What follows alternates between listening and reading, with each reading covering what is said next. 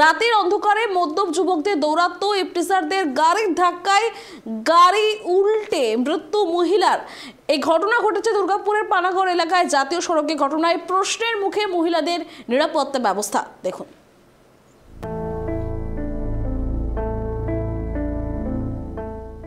জাতীয় সড়কে মহিলার গাড়ি লক্ষ্য করে ধাওয়া মদ্যপ যুবকদের। লাগাতার কটূক্তি ও নোংরা অঙ্গভঙ্গির হাত থেকে বাঁচার চেষ্টা করতে গিয়েই ঘটল বিপত্তি। ইফতিজারদের গাড়ির ধাক্কায় নিয়ন্ত্রণ হারিয়ে গাড়ি উল্টে মৃত্যু হলো মহিলার। ঘটনাটি ঘটেছে দুর্গাপুরের কাকসার পানাগড় এলাকায় জাতীয় সড়কের ওপর। জানা গিয়েছে মৃতার নাম সুতন্দ্রা চ্যাটার্জি, বাড়ি চন্দননগরে। তিনি একটি ইভেন্ট ম্যানেজমেন্ট সংস্থার কর্মী ছিলেন। রবিবার কালো রঙের একটি চারচাকা গাড়িতে করে চন্দননগর থেকে গয়াতে একটি অনুষ্ঠানে যোগ দিতে যাচ্ছিলেন সুতন্দ্রা সহ সংস্থার বেশ কয়েকজন কর্মী।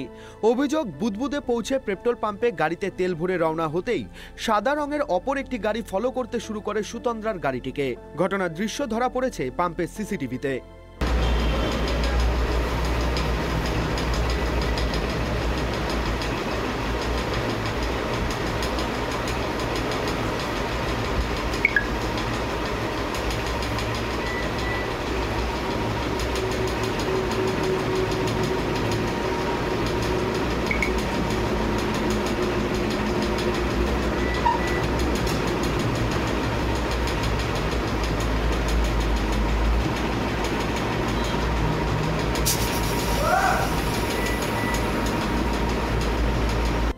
সাদা রঙের গাড়িতে থাকা যুবকরা সকলেই মদ্যপ অবস্থায় সুতন্দ্রাকে লক্ষ্য করে অশ্লীল অঙ্গভঙ্গি শুরু করে বলে অভিযোগ। পানাগড় পর্যন্ত ধাওয়া করে বেশ কয়েকবার সুতন্দ্রার গাড়িকে ধাক্কা মেরে আটকানোর চেষ্টা করে মদ্যপ যুবকরা। তাদের হাত থেকে বাঁচতে গাড়িটি দ্রুতগতিতে পানাগড় রাইস মিল রোডে উল্টো পথে ঢুকিয়ে দেন সুতন্দ্রার গাড়ির চালক। তখনই ইফতিজারদের গাড়ির ধাক্কায় রাস্তার ওপর উল্টে যায় গাড়িটি। ঘটনাস্থলে মৃত্যু হয় সুতন্দ্রা চ্যাটার্জির। আহত হন গাড়িতে থাকা অন্যান্যরাও। গিয়েছি এগোনে যাওয়ার পরে সঙ্গে সঙ্গে গুলো পিছন দিয়ে আমাদের করে দিল, মারার পরেই সঙ্গে সঙ্গে আমাদের গাড়ি ডিভাইডার টাচার হলো। ফের ওখান থেকে আমরা কী করলাম, আস্তে করে নিলাম গাড়িটা।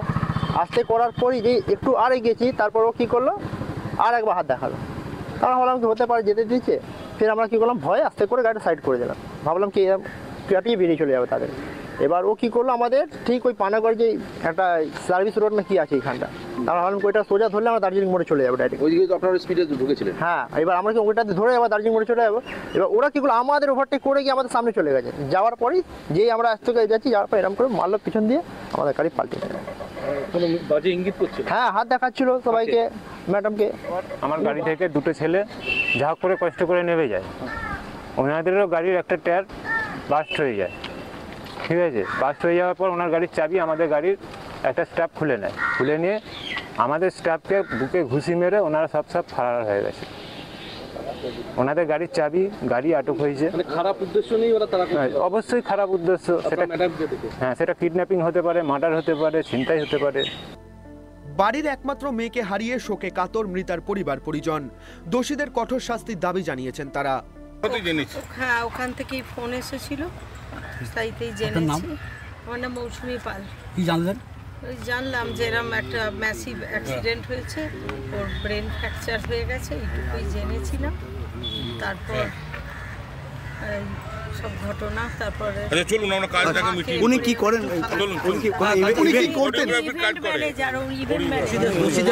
দোষীদের একদম অবশ্যই শাস্তি চাইছি।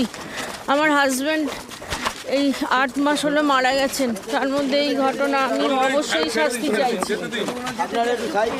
এই ঘটনাকে কেন্দ্র করে ফের একবার প্রশ্ন উঠছে রাজ্যের নারী সুরক্ষা নিয়ে।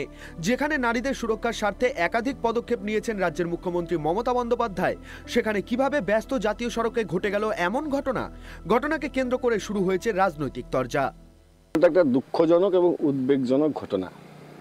তো যেটুকু শুনলাম যে একটি গাড়ি সাথে হয়েছে সংঘর্ষ বা যাই হোক ঘটনাটা ঘটেছে, সেটা তদন্ত সাপেক্ষ। সেই গাড়ির মালিক পানাগড় কাবাডিপোর্ট এলাকারই বাসিন্দা। তো এই ব্যাপারটা পুলিশের উপর ছেড়ে দিন। বাংলার প্রশাসন যথেষ্ট জাগ্রত এবং যথেষ্ট সক্রিয়। এর একটা তদন্ত করে সুবিচার পাবে। এবার কে কি বলছে সেটা দেখে মাথা ঘামানোর কোনো দরকার নেই। ঘটনাটা দুঃখজনক। দায়ভার তো প্রথমে রাজ্যের মুখ্যমন্ত্রীকে নেবার দরকার, যিনি বারবার আর মহিলাদের সুরক্ষার পুরো পশ্চিমবঙ্গ সুরক্ষিত আছে এরকম কথা বারবার বলছেন। তো উনি তো কারোর দায়ভারটা নিচ্ছেন না, কারোর দায়িত্ব নিচ্ছেন না। আর তারই ফলে একেবারে উত্তরবঙ্গ থেকে নিয়ে দক্ষিণবঙ্গ পর্যন্ত আর প্রত্যেক দিন কোনো না কোনো মহিলাদের সাথে কটূক্তির ঘটনা, কোনো কোনো মহিলার প্রাণহানি হচ্ছে, এই ধরনের ঘটনা আর শুধু নিরাপত্তার অভাবে আর সামনে আসছে। জাতীয় সড়কের ওপর ঘটে গেল এত বড় ঘটনা, অথচ পুলিশের চোখে কেন পড়ল না? কোথায় ছিল পুলিশের টহলদারি দল? উঠছে সেই প্রশ্ন।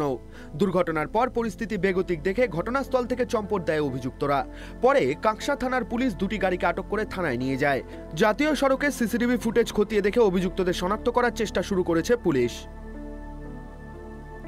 দুর্গাপুর থেকে আকাশ খানের রিপোর্ট, ট্রাইব টিভি বাংলা।